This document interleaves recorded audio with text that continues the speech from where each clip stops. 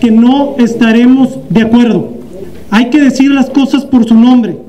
Tal parece que el lenguaje del gobierno estatal es doble,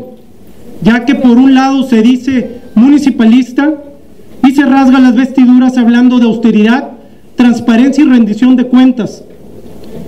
pero por el otro lado promueve acciones como estas que estamos leyendo en los medios, que nada abonan a una óptima relación entre los poderes y que son muy contrarias al espíritu de fortalecer a los ayuntamientos de toda la entidad,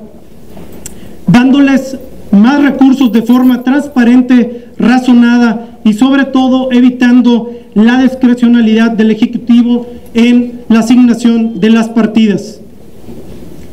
En este momento en el Congreso ya no sabemos qué le duele más al gobierno del Estado,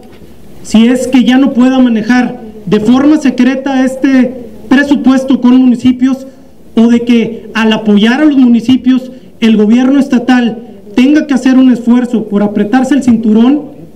y dar una muestra